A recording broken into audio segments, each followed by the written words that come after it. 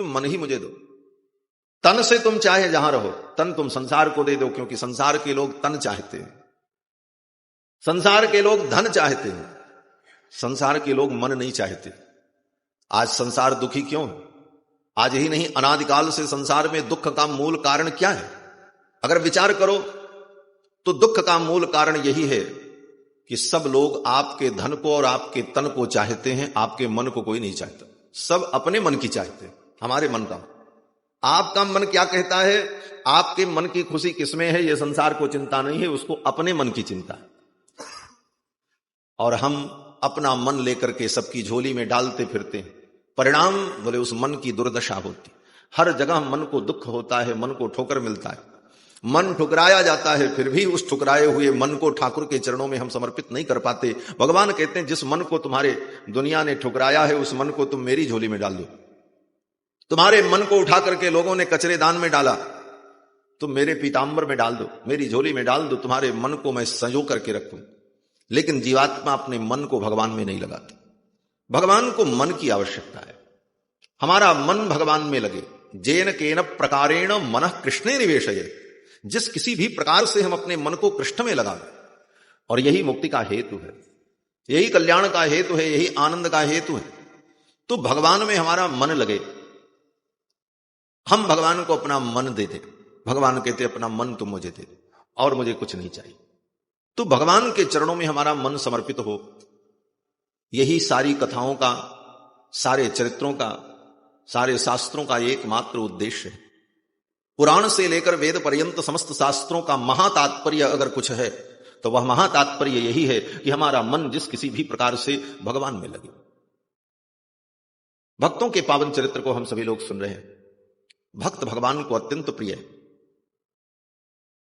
भगवान ने तो यहां तक कहा, मेरे भक्तों की अगर कोई भक्ति कर रहा है तो वह भक्ति भी मेरी ही भक्ति। ऐसी अहम भक्त पराधीन हूं, मैं अपने भक्तों के अधीन हूं। यही भक्तों की महिमा। सारा जगत, अनंत अनंत सृष्टि, माया का ये अनंत अनंत प्रपंच भगवान के अधीन है, और वो भगवान अपने भक्तों के अधीन। ये भक्तों के, भगवान अपने आप को अपने भक्तों के हाथ बेच देते हैं। स्वयं भगवान कहते हैं, बोले विक्रीणीते स्वात्मानं भक्तेभ्यो भक्तवत्सलः। भक्तवत्सल भगवान अपने आप को अपने भक्तों के हाथ मानो बेच देते, बिक जाते हैं भगवान। भगवान को कोई खरीद नहीं सकता। कौन सा धन देकर के खरीदोगे? धन की अधिष्ठात्री भगवती महालक्ष्मी, जिनके चरणों की दासी है, उसको कोई क्या धन देगा? किसी भक्त ने भगवान से प्रश्न किया, महाराज मैं आपको क्या दूं, हमको समझ में नहीं आ रहा, क्या दूं? बोले क्यों? बोले महाराज सारे रत्नों का जो आकर है, जो सारे रत्नों का केंद्र है, वो समुद्र ही आपका निवास है। तो आपको मैं हीरा दूं कि पन्ना दूं, पोखराज दूं, सब तो पहले से आपके पास। रत्नाकरोस्ति सदनम गृहिणी च पद्मा, और आपकी गृहिणी जो है वो पद्मा है, लक्ष्मी। किम देयमस्ति बदमे जगदीश्वराय। हे जगदीश्वर, विचार कर रहा है भक्त कि ऐसे जगदीश्वर को मैं क्या दूं और मैं क्या दे सकता हूं? भगवान कहते भगवान को कोई क्या देगा? भगवान कहते तुम और कुछ मत दो, जो मेरे पास नहीं है वो मुझे दे दो। बोले क्या नहीं है आपके पास? बोले भगवान के पास सब कुछ है, लेकिन भगवान के पास मन नहीं है। जब भगवान को मन की जरूरत पड़ती है तो भगवान को मन कहीं से अरेंज करना पड़ता है, आज की भाषा में कहा जाए। भगवान के पास मन नहीं है। श्रीमद् भागवत में जब रासलीला का प्रसंग आया तो वेदव्यास जी कहते हैं कि कोई काम बिना मन के नहीं होता। अब भगवान के पास मन ही नहीं, रासलीला कैसे हो? तब भगवान को मन की व्यवस्था करनी पड़ी। भगवान पिता रात्रि ही शरदोत्फुल्ल मल्लिका वीक्षरंतुम मनश्चक्रे योगमायामुपाश्रितः। भगवान ने मन को बनाया अपने लिए, टेम्परेरी मन, थोड़ी देर के लिए काम करने के लिए। तो भगवान के पास मन नहीं। और बड़ा रसिक भाव कि मन तो भगवान का था, लेकिन उस मन को श्री राधा रानी ने, रासेश्वरी ने चुरा लिया, इसलिए ठाकुर जी का मन भी उनके पास नहीं रहा। भगवान ने कहा मन मेरे पास नहीं है, हे भक्तों तुम मेरी एक सहायता करो। बोले क्या करो? बोले अपना मन तुम मुझे दे दो। इसीलिए गीता में भगवान कहते हैं मन मना भव मद भक्तो मद याजी माम नमस्कुरु। भगवान को मन की जरूरत, भगवान को आपके तन की जरूरत नहीं, भगवान को आपके धन की भी जरूरत नहीं। भगवान को अगर जरूरत है तो आपके मन की जरूरत है। और यही विडंबना है, जीव भगवान को धन देने को तैयार है, हजारों रुपए लाखों रुपए दान कर देगा भगवान के नाम पर। लो महाराज, तन भी देता है, सेवा करता है, दौड़ता है, लेकिन मन संसार को दिए रहता। मन उसी बेटा बेटी परिवार पुत्र और संपत्ति में लगा रहता। मन हम भगवान को नहीं दे पाते। और भगवान कहते उदारता किसमें होगी? भगवान कहते मेरे भक्तों की जो भक्ति कर रहा है वह भी मेरा ही भक्त है, उसको भी मैं अपना भक्त ही मानता हूं। ये भक्ति है। बोले श्रीमद् रामचरितमानस में इसको भगवान ने 7वीं भक्ति कहा। सातम सम मोहि मैं जग देखा, सातम सम मोहि मैं जग देखा, मोते अधिक संत कर लेखा, मोते अधिक संत कर लेखा, मोते अधिक संत कर लेखा, मोते अधिक संत कर लेखा, सातम सम मोहि मैं जग देखा, सातम सम मोहि मैं जग देखा, सातम सम मोहि मैं। श्रीमद् रामचरितमानस में भगवान जब 7वीं भक्ति का वर्णन करते हैं तो भगवान कहते हैं सातों सम मोहिमय जग देखा, मोते अधिक संत करी लिखा। 7वीं भक्ति यह है कि सारे संसार को मेरे रूप में देखो, संसार के रूप में मैं ही विद्यमान हूं। और ऐसे भी भगवान का एक नाम विश्व है। भगवान के 1000 नामों में पहला नाम विश्व ही है। विश्वंत अंतर निरंतर नहीं किमपि कह दास तुलसी। तुलसीदास जी महाराज कहते हैं भगवान में और भगवान के भक्तों में कोई अंतर नहीं, और यह अंतर कभी मानना नहीं चाहिए। भगवान के भक्तों के अंदर ही भगवान का दर्शन कर लेना चाहिए। बड़ी सुंदर दृष्टि दी है गोस्वामी तुलसीदास जी ने एक दोहे में कि अंतरयामी गर्भगत संत सुंदरी माही, तुलसी पूजे संत के दोऊ पूजे जाहि। ये दृष्टि बड़ी सुंदर दृष्टि है गोस्वामी जी की कि जैसे कोई गर्भवती स्त्री हो और आप ये सोचो कि इस गर्भ के अंदर जो बालक है उस बालक को हम सुख दें, इस महिला के गर्भ में जो बालक है उस बालक को मैं सुख दूं, तो बालक को अगर आप सुखी करना चाहते हो तो उपाय क्या है? बोले यही उपाय है कि वह बालक जिस महिला के गर्भ में है उस महिला को सुख दो, उसकी सेवा करो, उसको बढ़िया बढ़िया खिलाओ, उसका मन प्रसन्न हो, तो गर्भ में जो बालक है वो भी सुखी हो जाएगा। तो गोस्वामी जी महाराज कहते हैं कि अंतरयामी गर्भगत, वह अंतरयामी परमात्मा गर्भस्थ शिशु के समान है। अंतरयामी गर्भगत और संत सुंदरी माही। और ये संत भगवान के भक्त कौन है? बोले ये वो सुंदरी स्त्री है जिनके गर्भ में भगवान विराजमान है। तुलसी पूजे संत के दोऊ पूजे जाए। और संत की पूजा, संत का सम्मान, संत से प्रेम, तो उनके अंदर विराजमान जो भगवान है उनकी भी पूजा, उनका भी प्रेम, सब कुछ सिद्ध हो जाता है। अलग से कुछ करने की आवश्यकता नहीं। अंतरयामी गर्भगत संत सुंदरी माही, तुलसी पूजे संत के दोऊ पूजे जाए। और भगवान की भी सत्ता अगर है इस संसार में तो संतों के कारण है। अगर संत न होते इस दुनिया में कौन जानता कि भगवान कौन है, भगवान किसको कहते हैं कौन जानता। और आज भी जो लोग भगवान को जानते हैं, भगवान के चरणों में भक्ति रखते हैं, वो संतों के कारण। अगर संत न होते तो भगवान की महिमा कौन बताता। भगवान की इतनी बड़ी महिमा है। भगवान अखिल कोटि ब्रह्मांड नायक हैं, सर्वेश्वर हैं, अकारण करुणा वरुणालय हैं, कर्तुम अकर्तुम अन्यथा कर्तुम समर्थ हैं। भगवान की इस महिमा को संसार कभी न जान पाता अगर इस दुनिया में संत न हो। इसलिए अपने गुरुदेव की आज्ञा मान करके श्री नाभादास जी महाराज ने संतों के चरित्र को ही गाया। श्री गुरु अग्रदेव आज्ञा दई, संतन को जस गाव, भव सागर के तरन को नाहिन और उपाव। भव सागर से पार जाने का और कोई उपाय नहीं। भगवान के भक्तों का गुणगान करो, और भगवान के भक्तों की महिमा में भगवान की महिमा भी सिद्ध होती है। कल के प्रसंग में आप सभी लोगों ने श्री नाभादास जी महाराज के चरित्र को सुना। संतों की सेवा से, संतों के सीथ प्रसाद के सेवन से ऐसा चमत्कार उनके जीवन में हुआ कि समुद्र में डूबती हुई जहाज को वहीं से देख लिया, और जिस पंखे से अपने गुरुजी को हवा कर रहे थे उसी पंखे की हवा से जहाज को किनारे लगा दी। यह चमत्कार, यह संत की सेवा और संतों के शीत प्रसाद से उनके जीवन में ऐसी दिव्यता आई। और श्री नाभादास जी ने संतों का चरित्र वर्णन किया।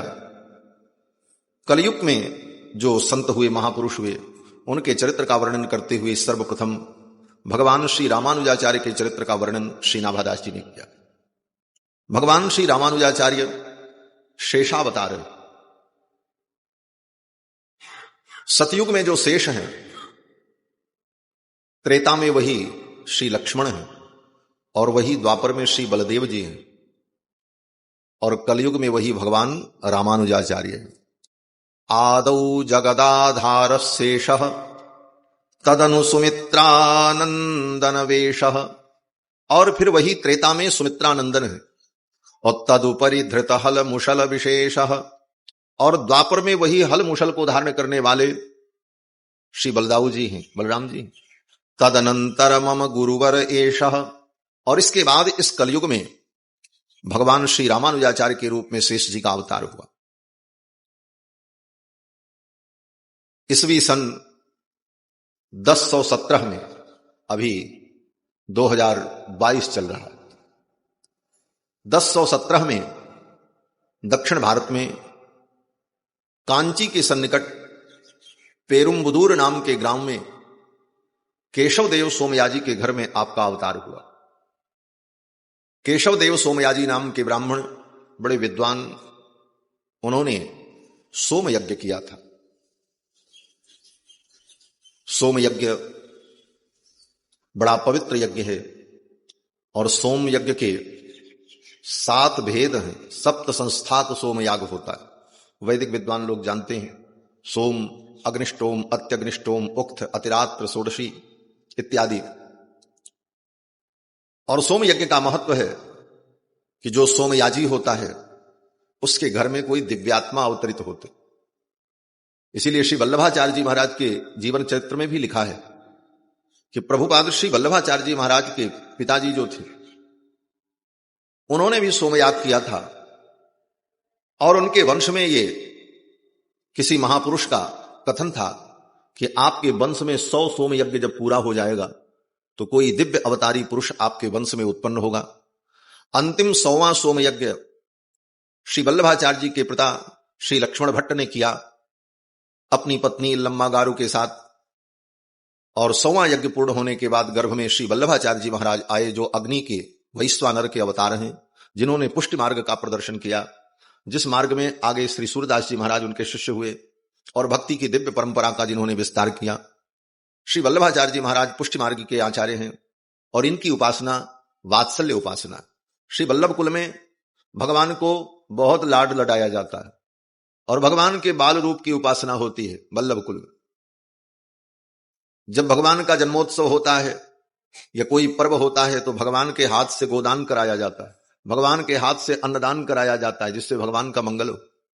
और कहते हैं वल्लभ कुल में आज भी भागवत जी का लोग पाठ करते हैं, लेकिन भ्रमर गीत में गोपियों ने जो भगवान को कटु वचन कहे, उन सारे विषयों का चिंतन नहीं करते। बोले हमारे ठाकुर को गोपियों ने ऐसे कठोर वचन कहे। ऐसी भावमयी उपासना महाराज वल्लभ कुल। पोषणम तदनुग्रह, भगवान के अनुग्रह का चिंतन करना, यही पुष्टि मार्ग है, यही पोषण है। ऐसे आचार्य श्री वल्लभाचार्य जी महाराज। तो उनके कुल में जब 100 सोम यज्ञ हो गया तब उनका अवतार हो। तो केशवदेव सोमयाजी महाराज जो थे, उन्होंने भी अनेक सोम यज्ञ किए, और उनके कुल में भगवान श्री रामानुजाचार्य का अवतार हुआ। रामानुजाचार्य का अवतार इसलिए हुआ कि एक दिन क्षीर सागर में भगवान क्षीर सागर में अपनी श्रेष्ठ शैया पर शयन कर रहे थे। भगवान बड़े उदास थे।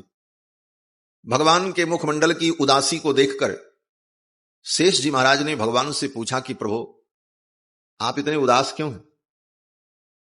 शेष जी सदा भगवान के सुख की, उनके आनंद की ही चिंता करते रहते। प्रभु को सुख कैसे मिले, यही शेष जी का शेषत्व है। शेष का मतलब क्या होता है? शेष का एक सामान्य अर्थ जो होता है, शेष माने बचा हुआ। जैसे गणित में जो अंक बच जाए, विभाजित न हो, उसको क्या कहते हैं? बोले शेष। वो शेष है। शेष माने बचा हुआ। और गणित की उस प्रक्रिया में, भाग में जो शेष होता है वो कहां रहता है? सबसे नीचे रहता है। उसी के ऊपर सारे अंक टिके रहते हैं और वो अकाट्य है, उसे काटा नहीं जा सकता, इसीलिए तो शेष है। उसी तरह शेष जी महाराज भी साधारण नहीं, अकाट्य है, अछेद्य हैं, अभेद्य हैं, अनुपम हैं और उन्हीं पर भगवान की संपूर्ण सत्ता टिकी हुई, इसलिए उनका नाम शेष। और शेष का दूसरा अर्थ होता है यथेष्ट विनियोगार्हत्वम शेषत्वम। वेदांत में, दर्शन शास्त्र में शेष का लक्षण है यथेष्ट विनियोगार्हत्वम शेषत्वम। जो अपने स्वामी की इच्छा के अनुकूल विनियोग के योग्य हो उसको शेष कहते हैं। अर्थात यथेष्ट विनियोगार्ह, अपनी इच्छा के अनुकूल हम जैसा चाहें वैसा उसका उपयोग करें, उस वस्तु को शेष कहा जाता है। जैसे हमारा कपड़ा, हमारी ये शाल, ये क्या है? बोले शेष है, हमारा शेष है। हम इसका जैसे चाहें वैसे उपयोग करें। मन करे हम इसको कंधे पर रख लें, ये साल ये नहीं कहेगी कि आपने मुझे कंधे पे क्यों रखा। हमारा मन करे तो हम इसको बिछा के सो जाएं, हमारा मन करे हम इसको ओढ़ लें, हमारा मन करे तो कड़कड़ाती ठंडी में इस साल को ले जाकर के पानी में भिगो दें, ये शाल ये नहीं कहेगी आपने क्यों भिगोया। और हमारा मन करे तो हम जलती हुई आग में इसको डाल दें, फिर भी ये शाल नहीं कहेगी कि आपने मुझको क्यों जलाया। क्यों? बोले ये मेरे लिए है, मेरी इच्छा जो करे वो मैं करूं इसके साथ। इसको कहते हैं शेष। यथेष्ट विनियोगार्हत्वम शेषत्वम। जो यथेष्ट विनियोगार हो उसको शेष कहा जाता है। तो शेष जी महाराज जो भगवान की सैया हैं, वो भगवान के यथेष्ट विनियोगार हैं। भगवान शेष जी का जैसे चाहे वैसे उपयोग करें और केवल भगवान के सुख के लिए, भगवान के लिए ही उनका स्वरूप है। इसीलिए आलवंदार स्तोत्र में श्री यामुनाचार्य स्वामी जी महाराज, जो रामानुजाचार्य जी के परम गुरु हैं, रामानुजाचार्य जी के गुरु के भी गुरु, परमाचार्य हैं, श्री यामुनाचार्य स्वामी जी ने आलवंदार स्तोत्र में भगवान के शेष स्वरूप का जब चिंतन किया तो वर्णन करते हुए कहते हैं कि निवास सय्यासन पादुकाम शुको पधान वर्षा तपवारणादिभिः शरीर भेदैस्तव शेषतांगतैः यथोचितम शेष इतीर्यते जनैः। श्री यामुनाचार्य जी कहते हैं कि इनका नाम शेष क्यों है? क्यों? बोले ये भगवान की इच्छा के अनुकूल विनियोग के योग्य हैं। भगवान को अगर जरूरत पड़ जाए तो शेष जी महाराज भगवान के लिए निवास बन जाते हैं, घर बन जाते हैं। निवास सैया, भगवान को अगर बिस्तर की जरूरत पड़े तो शेष जी ही बिस्तर बन जाते हैं। निवास सैया सनपादुकाम सुको, भगवान को आसन की जरूरत हो तो शेष जी ही आसन बन जाते। भगवान को पादुका की आवश्यकता हो तो शेष जी ही भगवान के लिए पादुका बन जाते हैं। भगवान को छत्र की जरूरत हो तो शेष जी महाराज भगवान के लिए छत्र बन जाते हैं। तपवारणादि भी, धूप और जल से बचाने के लिए भगवान के लिए छाता भी बन जाते। तपवारणादि भी शरीर भेदई स्तव शेषतांगतई, अनेक शरीर धारण करके एक साथ भगवान की समस्त सेवा करने का सामर्थ्य जिनके अंदर विद्यमान है वो शेष जी महाराज। शरीर भेदई स्तव शेषतांगतई यथोचितम शेष इतीर्यते जनैः, इसीलिए इनको शेष कहा जाता है। तो शेष का मतलब जो भगवान के लिए सर्वविध भगवान का कैंकर्य करते हैं, और यही स्वरूप त्रेता युग में इनका प्रकट हुआ। त्रेता युग में लक्ष्मण के रूप में जब भगवान वन में जाने लगे तो लक्ष्मण जी ने कहा मैं भी आपके साथ चलूंगा। तो राम जी ने कहा कि वन में जाने की आज्ञा तो मेरे लिए हुई है, आप चल करके वहां क्या करोगे? तो लक्ष्मण जी ने जो शब्द कहा है, लक्ष्मण जी कहते मैं क्या करूंगा? मैं सब करूंगा। हां, अर्थात शेष जी भगवान की सब सेवा करने में समर्थ हैं। लक्ष्मण जी ने यही कहा कि अहम सर्वम करिष्यामि जाग्रत स्वपतश्चते। आप जागते रहो चाहे सोते रहो, आपको कुछ करने की जरूरत नहीं पड़ेगी, मैं सब कर लूंगा अकेले। आपकी सब प्रकार की सेवा मैं अकेले कर लूंगा। अहम सर्वम करिष्यामि जाग्रत स्वपतश्चते। तो भगवान ने कहा जब सब कुछ तुम ही कर लोगे तो मैं जंगल में बैठ करके क्या करूंगा, मेरा समय कैसे बीतेगा? कुछ मुझे करने ही नहीं दोगे, सब तुम ही करोगे तो मेरा समय कैसे बीतेगा? तो लक्ष्मण जी ने कहा भवास्तु सह वै देहिया गिरिसानुसुरंशते अहम सर्वम करिष्यामि जाग्रत स्वपतश्चते भवास्तु सह वै देहिया गिरिसानुसुरंशते। सब कुछ मैं करूंगा, आप तो भगवती वैदेही के साथ पर्वत की कंदराओं में, पर्वत की तलहटी में, नदी के तट पर, पर्वत शिखर पर आप विचरण करना, आनंद का अनुभव करना, मैं आपकी सारी सेवा करता रहूंगा। अहम सर्वम करिष्यामि जाग्रत स्वपतश्चते। तो शेष जी महाराज भगवान की सर्वविध सेवा करने में समर्थ। और किसके लिए? बोले भगवान की ही प्रसन्नता के लिए। इसमें शेष जी का अपना कोई स्वार्थ नहीं, और यही स्वरूप जीव का स्वरूप है। यह सब जानना चाहिए। कथाएं तो आपको सब मालूम है, राम कथा, कृष्ण कथा, कथानक, इतिहास भाग सबको मालूम है, लेकिन साथ में जो तत्व का विवेचन है वह भी जानना चाहिए। हमारे आचार्यों ने वर्णन किया कि ये जीव का स्वरूप भी शेष स्वरूप ही। हम आप जीव हैं और भगवान के शेष हैं, इसलिए हमारे अंदर भी ऐसी ही भावना होनी चाहिए कि हमारा जीवन केवल भगवान के लिए। वेदांत में जीव का यही लक्षण किया गया। जीव का लक्षण क्या है? तो वेदांत में कहते हैं अणुत्वे सति चेतनत्वे सति शेषत्वम जीवत्वम। ये जीव का लक्षण। जब मैं वेदांत की परीक्षा दे रहा था संपूर्णानंद विश्वविद्यालय में, तो मौखिक परीक्षा में यही प्रश्न गुरुजी ने पूछा था आचार्य में कि विशिष्टाद्वैत वेदांत में भक्ति मार्ग में जीव का स्वरूप क्या है, रामानुज सिद्धांत में विशिष्टाद्वैत में जीव का स्वरूप क्या है। तो मैंने यही पंक्ति कही, अणुत्वे सति चेतनत्वे सति शेषत्वम जीवत्वम। जो अणु है और चेतन है और भगवान का शेष है, उसी को जीव कहते। जीव का इतना ही लक्षण। केवल कहते हैं कि जो अणु है वो जीव है, तो अणु तो परमाणु भी है। पृथ्वी के परमाणु, अग्नि के परमाणु, जल के परमाणु भी तो अणु है। फिर जीव का लक्षण जो है उन जड़ तत्व में भी व्याप्त होने लगेगा, अतिव्याप्ति दोष हो जाएगा। और केवल कहते हैं चेतनत्वम जीवत्वम, जो चेतन है वो जीव है। बोले चेतन तो परमात्मा भी है, फिर जीव का लक्षण परमात्मा में अतिव्याप्त हो। और केवल कहते हैं अणुत्वे सति चेतनत्वम, तो अणुत्वे सति चेतनत्वम जीवत्वम, अणु होते हुए भी जो चेतन है वो जीव। बोले तो जीव का जो वास्तविक स्वरूप शेषत्व है ये भगवान के लिए है, वह स्वरूप प्रकट नहीं होगा।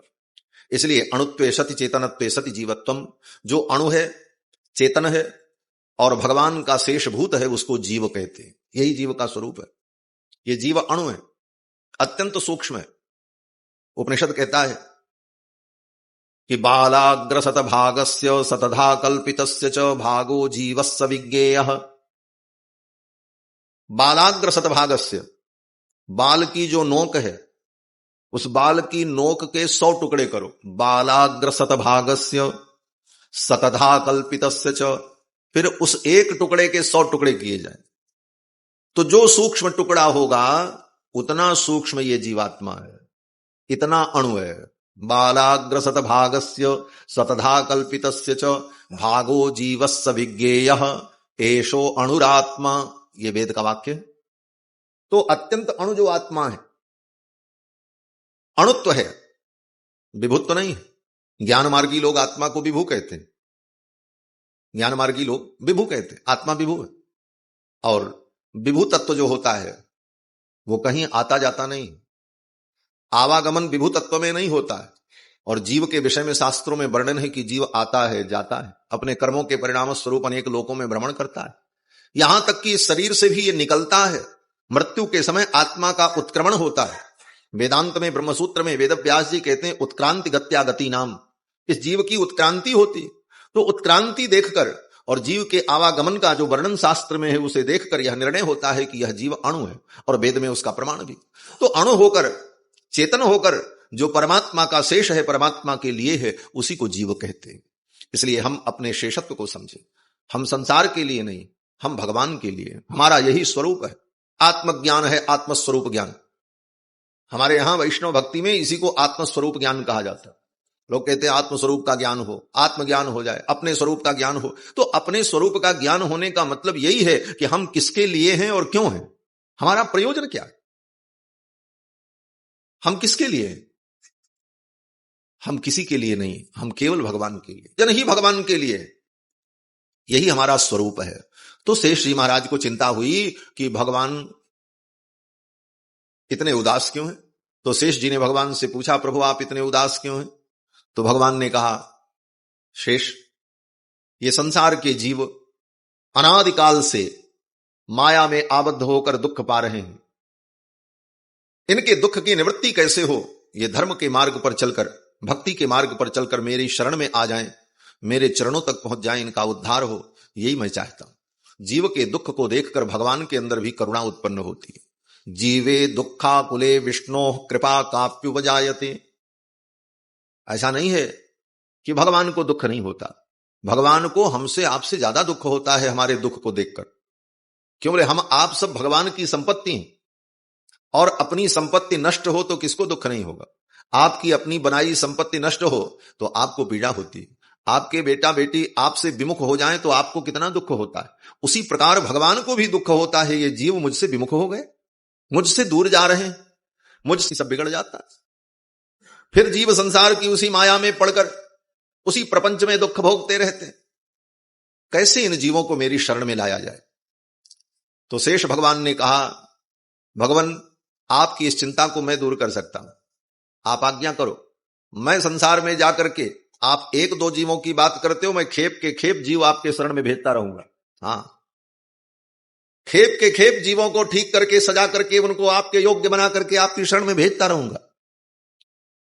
लेकिन आप मुझे आज्ञा दो, आपकी आज्ञा मिले तो मैं जाऊंगा। तो भगवान ने कहा, अगर ये करोगे तो मुझे बहुत सुख होगा।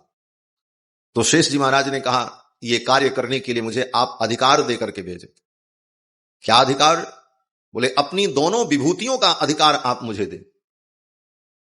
भगवान की दो विभूतियां हैं, एक विभूति का नाम है त्रिपाद विभूति और एक विभूति का नाम है एक पाद विभूति, जिसका वेद में वर्णन आया, त्रिपादूर्ध्व उदयित पुरुष पादोस्येहा भवत पुनः। भगवान का निज धाम त्रिपाद विभूति है। इसका मतलब बोले, जैसे तो तीन हिस्सा एक तरफ, एक हिस्सा का निज धाम है त्रिपाद विभूति, जो ऊपर की तरफ अनंत है, उसका कोई अंत नहीं। और 25% में अनंत अनंत सृष्टि है जो नीचे की तरफ है, जिसका कोई अंत नहीं। यही भगवान की दो विभूतियां हैं, त्रिपाद विभूति और एक पाद विभूति। गीता में इसी को दूसरे प्रकार से संकेतित किया, ऊर्ध्वमूल मधः शाखम अश्वत्थम। प्राण ने रामानुजाचार्य जी को दोनों विभूतियों का नायकत्व प्रदान किया। विभूति द्वय नायक श्रीमन्नाथो धरणीधर। भगवान ने कहा, श्रीमन्नाथ तुम मेरे नाथ हो, मैं तुम्हें दोनों विभूतियों का स्वामित्व देता हूं। जाओ, तुम जिस किसी भी जीव को, जैसा भी वो पतित से पतित जीव होगा, उसको भी अगर तुम वैकुंठ भेजोगे तो वैकुंठ का द्वार खुला रहेगा, कोई रोकेगा नहीं, भेज देना। यह अधिकार देकर के भगवान रामानुजाचार्य को भगवान ने विदा किया। और भगवान श्री रामानुजाचार्य इस कलयुग में केशव देव सोमयाजी के घर में अवतरित हुए। सहस्रफणी भगवान रामानुज का अवतार हुआ। बचपन से ही परम ज्ञान संपन्न, और समय आने पर इनका यज्ञोपवीतादि संस्कार हुआ। गुरुकुल में जाकर वेदादि शास्त्र का अध्ययन किया, और कांची में, जहां पर श्री वरदराज भगवान विराजमान है, कांची 7 मोक्षदायिनी पुरियों में एक पुरी है, जो कांचीपुरी भगवान के कमर में विराजमान है। ये 7 मोक्षदायिनी पुरियां भगवान के एक एक अंग में विराजमान है। भगवान शंकर रुद्र यामल ग्रंथ में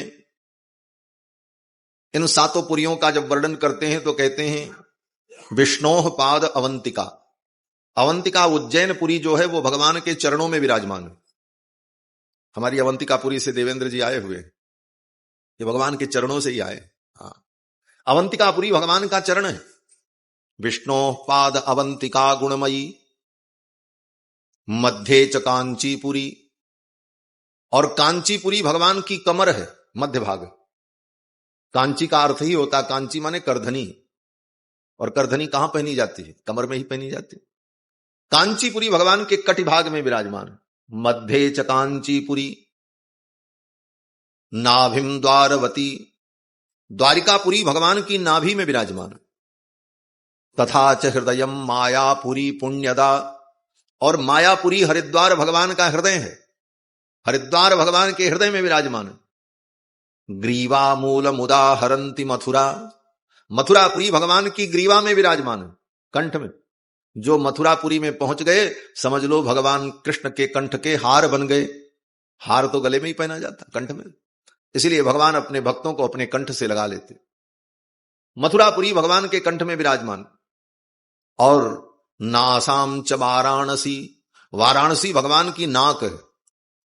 नाक बोले तो इज्जत। लोग कहते हैं इज्जत चली गई, बोले नाक कट गई। तो भगवान की इज्जत, भगवान का ऐश्वर्य, इसकी रक्षा करने वाली पुरी अगर कोई है तो वो काशीपुरी है। इसीलिए धर्मशास्त्र का कोई निर्णय होता है तो कहते हैं काशी के विद्वान ने निर्णय। धर्म के द्वारा, शास्त्र के द्वारा भगवान की मर्यादा, वेद की मर्यादा की रक्षा जहां से होती है उस पुरी का नाम काशीपुरी, वो भगवान की नासिका। एतत् ब्रह्म पदम वदन्ति मुनयोर अयोध्यापुरी मस्तकम। और अयोध्यापुरी भगवान का मस्तक है, ब्रह्मरंध्र है।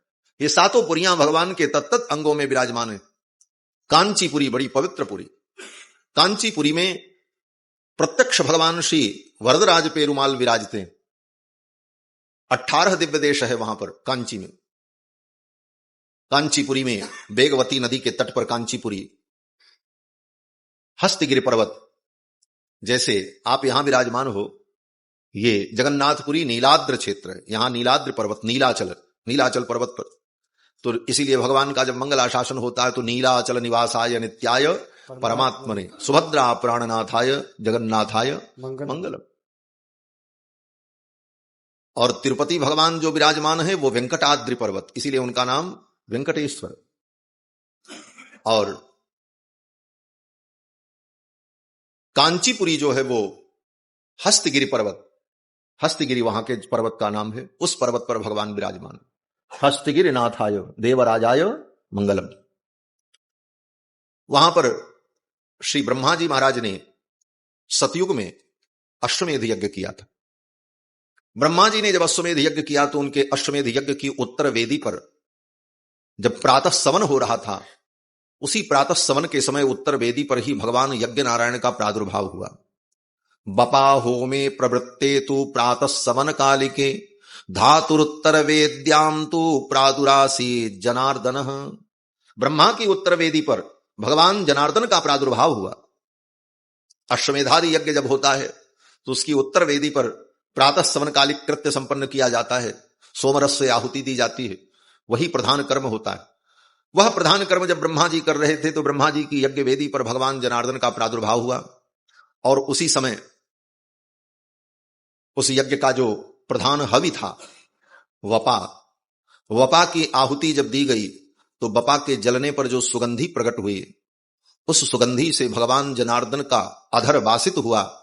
वपा परिमलोल्लास वासिताधर पल्लवम मुखम वरदराजस्य मुग्धस्मितमुपास्महे। वे भगवान वरदराज कांची में विराजते हैं। कभी जाओ तो उनका दर्शन जरूर करना कांची में। श्री वरदराज पेरुमाल स्वयं प्रकट विग्रह भगवान का है। ब्रह्मा की उत्तर वेदी पर भगवान का प्रादुर्भाव हुआ, वरदराज भगवान। तो श्री रामानुजाचार्य जी वहीं वरदराज भगवान की सन्निधि में रहकर वरदराज भगवान का कैंकर्य करते, उनकी सेवा करते, और वहीं अपने गुरु से अध्ययन करते थे। और सेवा क्या करते थे? जल की सेवा थी। शालकूप से जल भर करके भगवान के लिए लेकर के आते थे, यही उनकी सेवा। भगवान के लिए जल की सेवा करते थे। वैष्णव होने का यही मतलब है, भगवान का कैंकर्य करना। हम वैष्णव हो गए फिर केवल गद्दी लगा करके बैठे रहें, बोले ये वैष्णवता नहीं। वैष्णव होने के बाद भगवान का कैंकर्य करना चाहिए। कैंकर्य का ही प्राधान्य है भक्ति में। बिना भगवान का कैंकर्य किए भगवान का प्रसाद पाने का अधिकार नहीं है जीव। भगवान का कैंकर्य करो तब भगवान का प्रसाद पाओ। कोई कैंकर्य, जो कैंकर्य आपको मिल जाए, भगवान की सेवा। तो श्री रामानुजाचार्य जी महाराज भगवान का यही कैंकर्य करते। भगवान के लिए जल ले आते थे, जल की सेवा थी। सालकूप का जल भगवान को अत्यंत प्रिय था। जिन गुरु से पढ़ते थे भगवान रामानुजाचार्य, इनके गुरु जी थे यादव प्रकाशाचार्य जी महाराज, वेदांत के बड़े विद्वान थे। और उस समय तक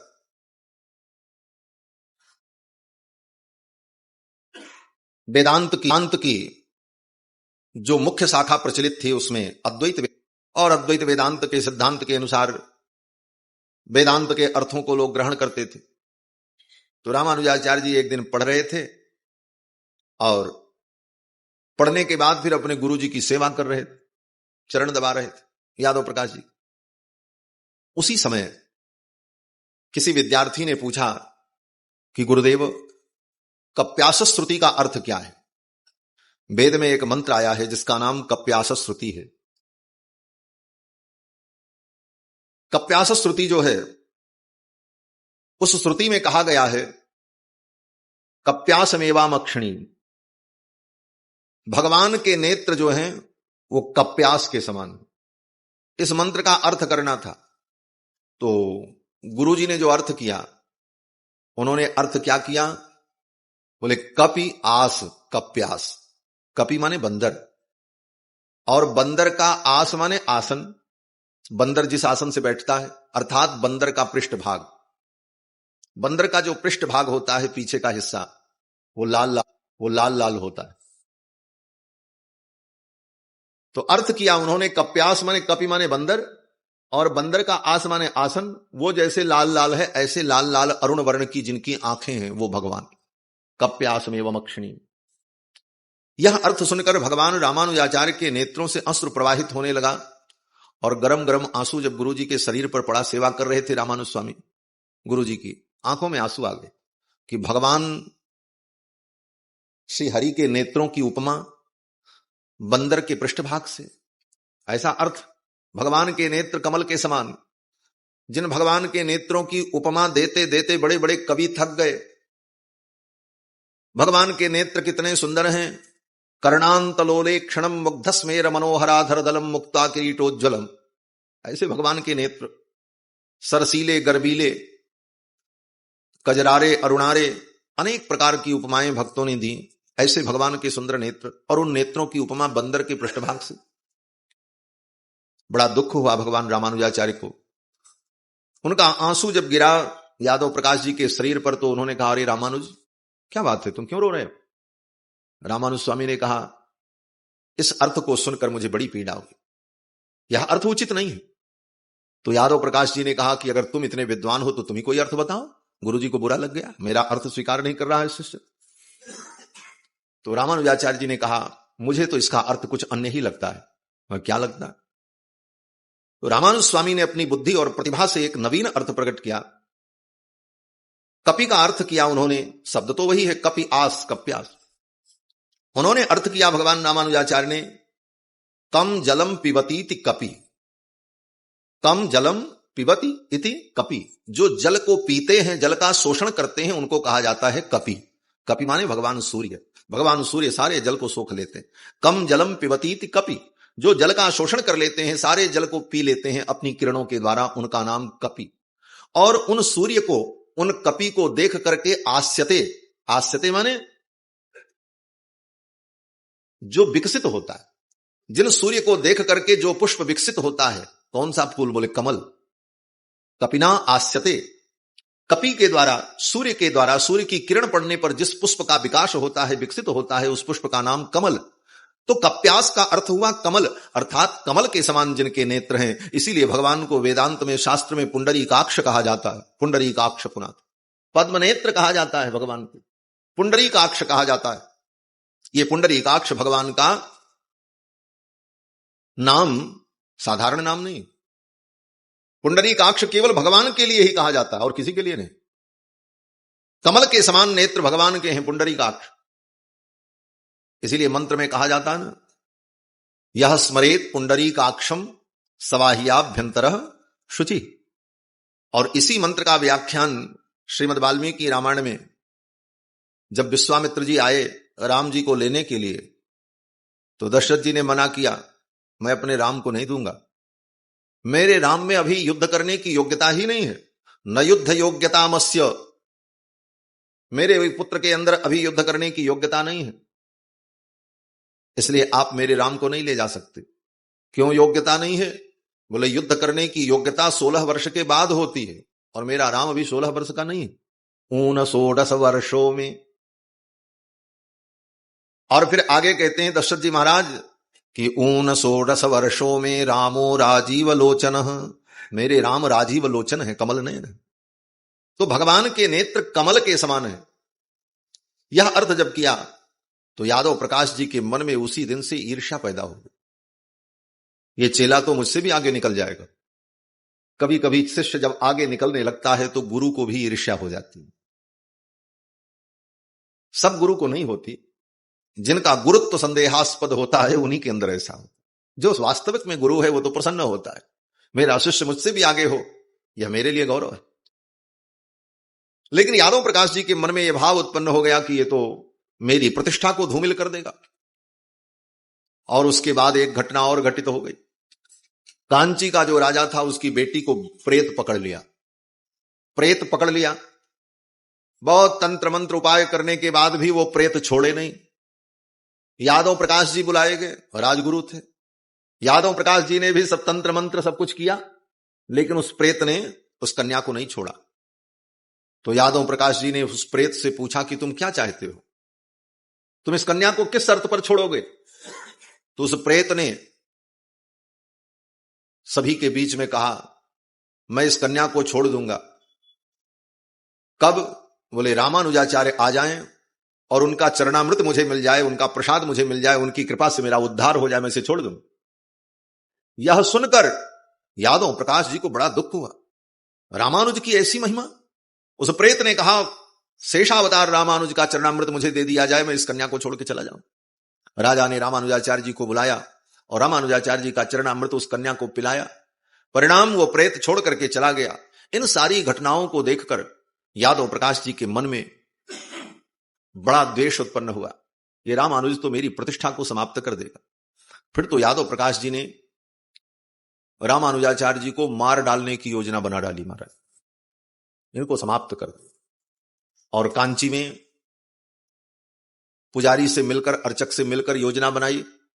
रामानुजाचार्य प्रातः काल मंदिर में दर्शन करने आते हैं, भगवान का चरणामृत लेते हैं। तो चरणामृत में विष मिला देना, मैं तुम्हें 1000 स्वर्ण मुद्रा दूंगा। चरणामृत में जहर मिला देना, पी करके मर जाए रामा। पुजारी को जाकर के कहा। पुजारी ने धन के लोभ में चरणामृत में विष मिला दिया। रामानुज स्वामी जब मंदिर में आए, वरदराज भगवान का दर्शन किया, चरणामृत लेने चले। पुजारी जब चरणामृत देने चला तो पुजारी के हाथ कांपने लगे भय के कारण कि मैं कितना बड़ा अपराध कर रहा हूं। अंत में उसने बता दिया, अर्चक ने बता दिया कि इसमें विष मिला हुआ है, मैं बहुत बड़ा अपराध कर चुका हूं, आप इस चरणामृत को न पिए। तो रामानुज स्वामी ने कहा, अच्छा ये बताओ,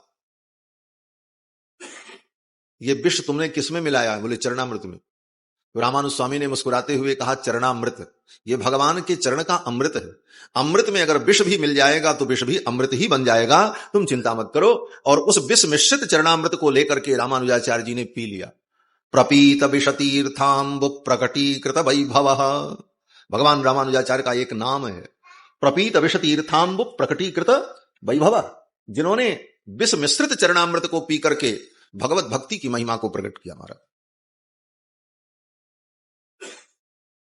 देखो, प्रियादास जी महाराज भक्तमाल की टीका में लिखते हैं कि ये भगवान के भक्तों के जो विरोधी होते हैं ना,